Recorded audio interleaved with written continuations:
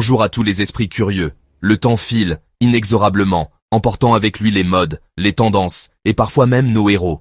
Pourtant, certains personnages transcendent les époques, s'ancrant durablement dans l'imaginaire collectif. Il y a plus de 20 ans, en 2002, Sam Raimi bouleversait le cinéma avec Spider-Man. Ce film n'était pas seulement un blockbuster. Il a marqué un tournant décisif dans la manière dont Hollywood abordait les super-héros, en leur offrant une profondeur émotionnelle rarement vue auparavant. Bien sûr, Spider-Man n'était pas le premier super-héros à apparaître sur grand écran. Mais il a su capturer, avec une justesse inédite, l'essence d'un personnage déjà adulé par des générations de lecteurs. Stan Lee et Steve Ditko, en créant Spider-Man en 1962, avaient déjà révolutionné la bande dessinée en proposant un héros imparfait, vulnérable, profondément humain. Le film de Raimi a réussi à traduire cette magie sur grand écran. Il a su mêler le spectaculaire des comics à une dimension humaine, touchante, qui a bouleversé le public. Anecdote. Lors de l'avant-première à Los Angeles, des spectateurs ont été vus en larmes, émus par la sincérité du récit. On y découvrait un héros qui nous ressemblait. Peter Parker, adolescent timide, mal dans sa peau, confronté à des problèmes très concrets, le harcèlement scolaire, la précarité, le sentiment d'être invisible. C'est cette proximité qui a fait de Spider-Man un modèle pour tant de jeunes spectateurs. Avant d'être un super-héros, Peter était un lycéen ordinaire, amoureux de Mary Jane, rêvant d'une vie meilleure. Cette dimension romantique, presque mélancolique, est au cœur de l'œuvre de Raimi, qui s'inspire des grands mélodrames hollywoodiens. Tout bascule avec la morsure d'une araignée génétiquement modifiée. Un clin d'œil à la science-fiction des années 60, mais aussi une métaphore puissante. Le pouvoir peut surgir de l'accident, du hasard, et bouleverser une existence. Peter développe alors des pouvoirs extraordinaires. Mais, très vite, il comprend que la force implique des responsabilités. Cette leçon, transmise par l'oncle Ben, est devenue l'un des mantras les plus célèbres de la pop culture. Un grand pouvoir implique de grandes responsabilités. Cette phrase, prononcée par l'oncle Ben, résonne bien au-delà du film. Elle est aujourd'hui citée dans des contextes politiques, éducatifs et même philosophiques. Le film pose aussi les bases d'une mythologie riche, en introduisant des personnages clés comme Tante May, figure maternelle, pilier moral de Peter, et symbole de la bienveillance ordinaire. Harry Osborn, l'ami fidèle mais tourmenté, et Mary Jane, muse et confidente, complètent ce cercle intime. Anecdote. Kirsten Dunst, qui incarne Mary Jane, a improvisé la fameuse scène du baiser sous la pluie, devenue iconique. Le film tisse une toile complexe de relations humaines, où chaque choix de Peter a des conséquences sur ses proches. Cette dualité, entre vie privée et devoir héroïque, est au cœur de la saga. Comment concilier les devoirs d'un héros masqué et les aspirations d'un jeune homme ordinaire? Cette question, universelle, explique la longévité du personnage. Spider-Man est devenu un phénomène mondial. Des conventions de fans aux adaptations animées, en passant par les jeux vidéo, il incarne la capacité de la fiction à rassembler, à inspirer, à consoler. Le film de 2002 arrive à un moment charnière.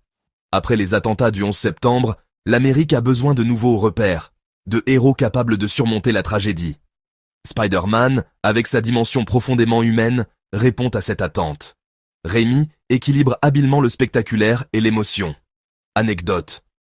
La scène du sauvetage du téléphérique a été ajoutée pour symboliser la solidarité new-yorkaise. Un hommage aux héros anonymes du quotidien.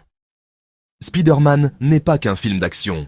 C'est l'histoire universelle d'un adolescent qui, confronté à la perte, à la culpabilité, à l'amour, apprend à devenir un homme. C'est cette dimension initiatique qui touche toutes les générations. Voilà pourquoi Spider-Man est devenu une icône moderne. Il incarne nos doutes, nos espoirs et notre capacité à nous relever, encore et toujours, face à l'adversité. Si ce début d'analyse vous a plu, pensez à liker la vidéo, à vous abonner et à activer la cloche pour ne rien manquer de la suite. Dites-moi en commentaire ce que Spider-Man représente pour vous, ou écrivez simplement savoir si vous n'avez rien à ajouter mais souhaitez soutenir la chaîne. Merci à tous pour votre présence, et maintenant, entrons ensemble dans le vif du sujet. Le scénario de Spider-Man, signé David Koepp, s'inscrit dans la lignée des grandes origines de super-héros, tout en rendant hommage à la création de Stan Lee et Steve Ditko en 1962. Comme Superman ou Batman, Spider-Man suit une structure narrative éprouvée, une exposition claire, un élément déclencheur marquant, un apprentissage progressif, un drame fondateur, puis la confrontation finale. L'équilibre entre action, humour, drame et romance rappelle les meilleurs récits de super-héros, mais Spider-Man y ajoute une touche de vulnérabilité adolescente unique. Les scènes de combat, spectaculaires et dynamiques, s'inspirent des chorégraphies modernes tout en gardant l'accent sur l'évolution des personnages, à la différence de certains films où l'action prend le dessus sur l'émotion. L'humour, souvent lié à la maladresse de Peter, rappelle la tradition Marvel de héros imparfaits, à l'opposé de l'aura invincible de Superman ou de la gravité de Batman. Le drame, centré sur la culpabilité et le deuil, fait écho à la perte de l'oncle Ben, un moment aussi fondateur pour Peter que la mort des parents de Bruce Wayne pour Batman. La romance, sincère et pudique, s'exprime dans les non-dits et les regards, à l'image des grandes histoires d'amour du genre, mais avec une fragilité propre à l'adolescence. Le film construit un parallèle fascinant entre Peter et Norman Osborn. Deux hommes transformés par la science, mais dont les choix moraux divergent radicalement, à l'image des duels idéologiques entre Superman et Lex Luthor, ou X-Men et Magneto. Là où Peter choisit l'altruisme et la responsabilité, Norman sombre dans la folie et l'égoïsme, illustrant la dualité classique du genre. Cette construction en miroir enrichit le récit, transformant le conflit en une véritable lutte idéologique, comme dans les plus grands affrontements de comics. Sam Raimi prend son temps. La première heure du film est consacrée à la transformation de Peter, à l'instar des origin stories classiques où chaque étape compte. Quand Spider-Man apparaît enfin dans son costume, l'attente, savamment construite, est pleinement récompensée, rappelant l'impact de la première apparition de Superman ou Batman à l'écran. Le film maîtrise l'art de créer l'attente, pour mieux la combler, et s'inscrit ainsi dans la tradition des grandes genèses super-héroïques du cinéma. Un grand pouvoir implique de grandes responsabilités. Cette phrase, prononcée par l'oncle Ben, n'est pas seulement un conseil paternel, elle devient le socle moral sur lequel repose toute l'existence de Peter Parker. Cette maxime hante Peter, le poussant à s'interroger constamment sur la légitimité de ses actes. Après la mort de son oncle, il est submergé par la culpabilité, conscient que son choix de ne pas intervenir a eu des conséquences irréversibles. Au début, Peter utilise ses pouvoirs pour satisfaire ses propres désirs, cherchant la reconnaissance et l'argent. Mais son inaction lors du vol qui coûtera la vie à son oncle marque un tournant psychologique. Il comprend que chaque choix, chaque omission, peut avoir des répercussions dramatiques. Le pouvoir devient alors un fardeau, une obligation morale, qui naît de la culpabilité. Peter se retrouve piégé entre le désir de mener une vie normale et la nécessité d'assumer ses responsabilités de super-héros. Le film explore en profondeur la dualité du personnage. Peter Parker, étudiant timide, maladroit, souvent rejeté, et Spider-Man, figure héroïque, adulé, symbole d'espoir pour la ville. Cette opposition crée une tension permanente, un tiraillement entre deux identités incompatibles. Cette double vie génère des conflits intérieurs profonds. Comment protéger ses proches sans les exposer au danger? Peter doit sans cesse mentir, s'isoler, sacrifier son bonheur personnel pour préserver ceux qu'il aime. Le costume de Spider-Man devient alors le symbole de cette malédiction. Il offre la possibilité d'agir, mais impose aussi la solitude, l'incompréhension et le rejet. La dualité ne concerne pas que Peter. Le bouffon vert, alias Norman Osborn, incarne lui aussi ce conflit intérieur. Homme d'affaires brillant, père aimant, il est dévoré par son alter ego maléfique, fruit de ses propres ambitions et frustrations. La fameuse scène du miroir illustre magistralement la fragmentation de sa personnalité. Norman lutte contre ses pulsions, incapable de réconcilier ces deux facettes. Cette schizophrénie symbolise la tentation du pouvoir absolu et la perte de contrôle de soi. Leur affrontement final dépasse le simple combat physique. Il s'agit d'un duel philosophique entre deux visions du pouvoir. Pour Norman, le pouvoir justifie tout, même la destruction. Pour Peter, il impose des limites, des sacrifices, une éthique. Le film aborde aussi le passage à l'âge adulte. La transformation de Peter est une métaphore de la puberté, de la découverte de soi, de la peur de l'inconnu. Il doit apprendre à maîtriser ses nouvelles capacités, à accepter ses différences, à s'affirmer. Cette quête d'identité passe par l'échec, la remise en question, l'apprentissage de la résilience.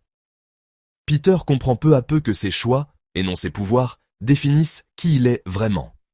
Spider-Man, c'est l'histoire d'un adolescent qui devient un homme, forgé par ses erreurs, ses sacrifices et sa capacité à choisir le bien, même au prix de son propre bonheur. C'est cette profondeur psychologique, cette exploration universelle des dilemmes moraux, qui rend le film intemporel et accessible à tous. Voilà pourquoi Spider-Man continue de toucher toutes les générations.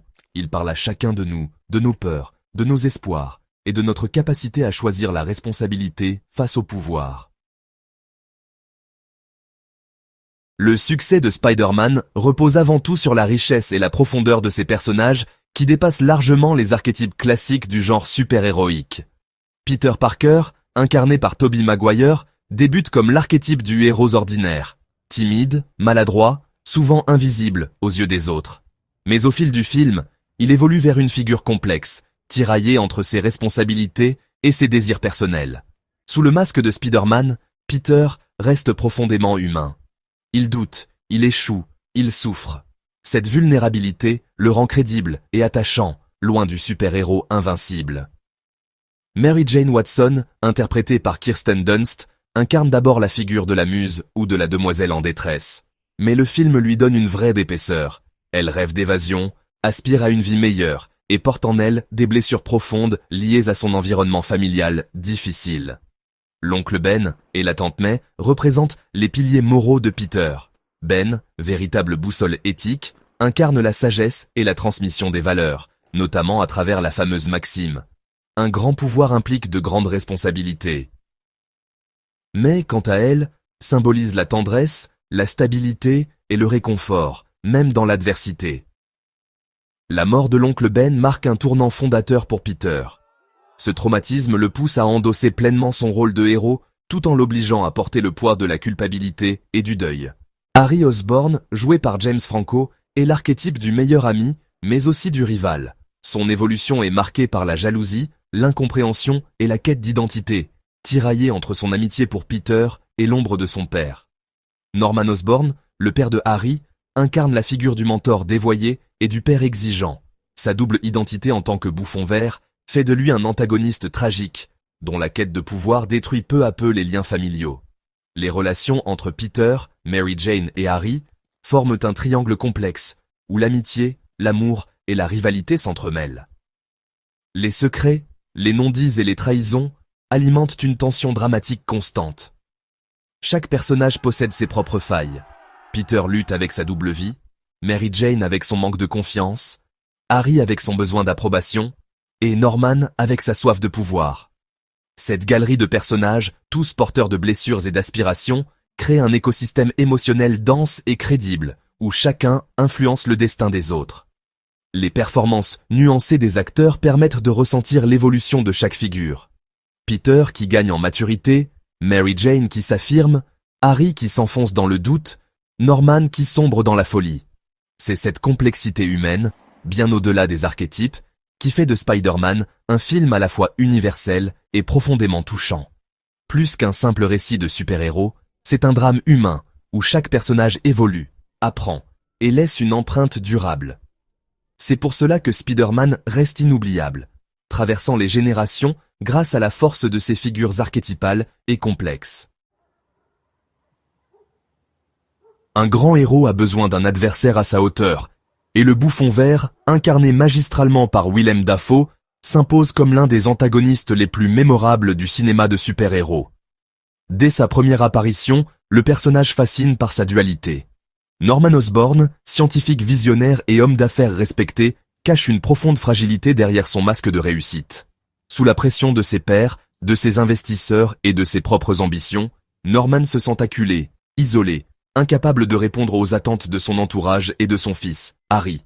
Sa transformation en bouffon vert n'est pas le fruit du hasard, mais le résultat d'une expérience scientifique désespérée, motivée par la peur de l'échec et la volonté de prouver sa valeur à tout prix. Cette expérience, censée le rendre plus fort, libère en lui une part sombre, une entité qui incarne ses frustrations, ses colères et ses peurs les plus profondes. La scène du miroir, où Norman dialogue avec son propre reflet, illustre parfaitement cette lutte intérieure. Il n'est plus maître de lui-même, déchiré entre sa conscience et la voix du bouffon qui le pousse à commettre l'irréparable. Le bouffon vert n'est pas seulement un costume ou une série de gadgets mortels. Il est la personnification de la chute d'un homme brillant, consumé par ses démons intérieurs. Sa plus grande force réside dans son intelligence et sa capacité à manipuler. Mais c'est aussi sa faiblesse. Il est incapable de contrôler la créature qu'il a libérée en lui. En s'attaquant à Spider-Man, il ne cherche pas seulement à vaincre un adversaire, mais à détruire tout ce que Peter Parker représente. L'espoir, la responsabilité, l'amour familial. Le bouffon cible les proches de Peter, rendant le conflit profondément personnel et tragique. Il force le héros à faire des choix impossibles, à affronter ses propres peurs et à mesurer le prix de son engagement. L'impact du bouffon vert sur l'intrigue est immense. Il pousse Peter dans ses retranchements, le confronte à la perte, à la culpabilité et façonne son identité de héros. Mais derrière la cruauté du bouffon, on perçoit toujours la souffrance de Norman, prisonnier d'une spirale autodestructrice dont il ne peut s'échapper. Cette complexité rend le personnage fascinant. Il n'est ni totalement monstrueux, ni entièrement victime, mais un homme brisé, dont la tragédie rejaillit sur tous ceux qui l'entourent. Le film évite la caricature, offrant un antagoniste à la fois terrifiant par sa violence et bouleversant par sa vulnérabilité. C'est cette profondeur psychologique qui élève le film au-dessus du simple divertissement, et qui fait du bouffon vert un méchant culte, inoubliable pour des générations de spectateurs. Sam Raimi a insufflé à Spider-Man une identité visuelle immédiatement reconnaissable, héritée de son expérience dans le cinéma d'horreur, notamment avec la saga Evil Dead. On retrouve dans Spider-Man ces fameux mouvements de caméra dynamique, comme les travelling rapides et les angles improbables, qui rappellent les plans subjectifs du démon dans Evil Dead. Sa mise en scène inventive se traduit par des plans séquences audacieux, des zooms expressifs et des transitions visuelles qui accentuent la tension ou l'humour, comme lors de la transformation de Peter Parker ou des scènes de combat contre le bouffon vert. Raimi privilégie l'impact visuel et l'émotion, utilisant des gros plans sur les visages pour capter la peur, la surprise ou la tristesse, à la manière de ses films d'horreur où chaque émotion est amplifiée. Sa caméra virevolte littéralement avec Spider-Man, utilisant des plans en vue subjective pour plonger le spectateur dans l'action, une technique déjà présente dans Evil Dead, mais adaptée ici à l'univers du super-héros. Les scènes de balancement entre les gratte-ciel sont jubilatoires, rythmées par des effets de caméra qui évoquent le mouvement des cases de comics, un hommage direct à la source originale. Les effets spéciaux, bien que marqués par leur époque, sont sublimés par la mise en scène de Raimi, qui mélange habilement CGI et effets pratiques, comme il le faisait déjà dans ses films d'horreur. L'esthétique du film mélange modernité et classicisme, avec un New York stylisé, presque intemporel, qui rappelle les décors peints à la main des films classiques, tout en intégrant des éléments contemporains. Le costume de Spider-Man est une réussite visuelle, fidèle aux comics, mais rendu tangible par des textures et des détails réalistes. Un choix qui ancre le personnage dans le réel, tout en conservant son aspect iconique. La musique de Danny Elfman, à la fois héroïque et mélancolique, accompagne chaque envol et chaque doute du héros, renforçant l'émotion des scènes clés, comme il l'avait déjà fait sur Batman de Tim Burton. Les moments de contemplation sur les toits, baignés de lumière dorée, illustrent la capacité de Raimi à mêler spectaculaire et intimité, à l'image de ses scènes les plus marquantes dans Darkman ou Un plan simple. L'ensemble crée un spectacle total, viscéral et ludique, où chaque spectateur est emporté par l'énergie communicative de la mise en scène. Raimi impose sa signature visuelle à travers des angles de caméra audacieux, des zooms rapides et des effets de style qui rendent le film immédiatement reconnaissable, tout en s'inscrivant dans la continuité de sa filmographie. Ce style unique, mélange d'hommage et d'innovation, a marqué toute une génération et continue d'influencer le cinéma de super-héros aujourd'hui. L'impact de Spider-Man sur le cinéma est immense, et il marque un véritable tournant pour le genre des super-héros. Avant sa sortie en 2002, les adaptations de comics étaient rares et souvent cantonnées à un public de niche. Les succès comme Superman ou Batman existaient, mais ils restaient des exceptions, et l'industrie doutait encore du potentiel commercial de ces univers. Spider-Man pulvérise les records au box-office dès son premier week-end, dépassant les attentes et prouvant que les super-héros peuvent attirer un public massif. Il devient le premier film à dépasser les 100 millions de dollars de recettes en 3 jours, un exploit inédit à l'époque. Ce succès ouvre la voie à la création du Marvel Cinematic Universe et inspire d'autres studios à investir massivement dans les adaptations de comics. Avant Spider-Man, il n'y avait pas de plan d'ensemble pour relier les films entre eux. Après lui, Chaque studio rêve de bâtir son propre univers partagé. Le contexte de la sortie est aussi crucial. Le film arrive quelques mois après le 11 septembre 2001. Spider-Man devient alors un symbole d'espoir et de résilience pour New York et pour l'Amérique entière. La ville, meurtrie, se reconnaît dans ce héros local qui protège ses habitants. La scène où les habitants de New York défendent Spider-Man face au bouffon vert incarne cette unité retrouvée. C'est un message fort. Même les héros ont besoin de leur communauté. Et ensemble, on peut résister à l'adversité. Sur le plan narratif, Spider-Man redéfinit la façon de raconter les histoires d'origine. Le film prend le temps de développer la psychologie de Peter Parker, ses doutes, ses échecs et ses responsabilités. Ce modèle sera repris par tous les blockbusters de super-héros qui suivront, de Iron Man à Batman Begins. Spider-Man prouve qu'un film de super-héros peut mêler émotion, sérieux et humour, sans jamais perdre en crédibilité. Là où d'autres adaptations tombaient dans la caricature ou l'excès de noirceur, le film de Sam Raimi trouve un équilibre subtil, qui deviendra la marque de fabrique du genre. Des images iconiques, comme le baiser sous la pluie, entrent instantanément dans la culture populaire. Cette scène est régulièrement citée parmi les moments les plus marquants du cinéma, tous genres confondus. Ce mélange de spectacle, de romance et d'émotion permet au film de toucher un public très large, bien au-delà des seuls amateurs de comics. Spider-Man devient un phénomène de société, rassemblant toutes les générations.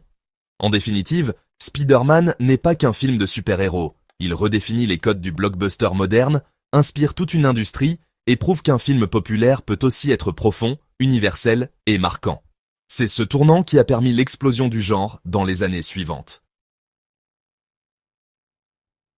Plus de 20 ans après sa sortie, le Spider-Man de Sam Raimi continue de rayonner. Non seulement comme un film culte, mais comme une véritable pierre angulaire de la pop culture moderne. Ce film a ouvert la voie à une nouvelle ère pour les super-héros au cinéma, inspirant une génération entière de spectateurs, de créateurs et de fans à travers le monde. Réalisé avec une passion et une sincérité palpables, le film de Raimi a posé les bases d'une adaptation fidèle et respectueuse du personnage, tout en insufflant une dimension humaine rarement vue à l'époque dans les blockbusters. Son héritage se retrouve partout, dans le MCU, dans la façon dont les films de super-héros mêlent désormais action spectaculaire et émotions profondes, mais aussi dans la volonté de raconter des histoires personnelles derrière le masque. Raimi a prouvé qu'un film de super-héros pouvait toucher le cœur du public, en abordant des thèmes universels comme la perte, le sacrifice et la responsabilité. La version de Tobey Maguire reste une référence absolue, incarnant à la perfection l'essence du Peter Parker classique, vulnérable, maladroit, mais profondément humain et héroïque. Revoir ce film, c'est comme retrouver un vieil ami. La magie opère toujours, et chaque visionnage rappelle à quel point il a marqué des millions de vies. Malgré ses défauts, le film possède une âme unique, forgée dans la douleur, l'émerveillement et la sincérité, qui continue d'inspirer les adaptations futures. C'est l'histoire intemporelle d'un gamin de Queens, qui, confronté à l'adversité, devient un homme, un héros, et un symbole d'espoir pour tous. Une histoire simple, puissante et intemporelle, qui traverse les générations et les supports, du papier à l'écran, et qui nous rappelle, encore et toujours, qu'un grand pouvoir implique de grandes responsabilités. Ce message, transmis par le film de Raimi, continue d'inspirer chaque nouvelle génération de Spider-Man, sur grand écran comme dans la vie réelle. Merci d'avoir regardé. Si tu veux faire partie de la prochaine exploration, pense à t'abonner, à activer la cloche de notification et à suivre la chaîne sur les différents réseaux sociaux. Les liens sont en description. Et comme toujours, continue à apprendre.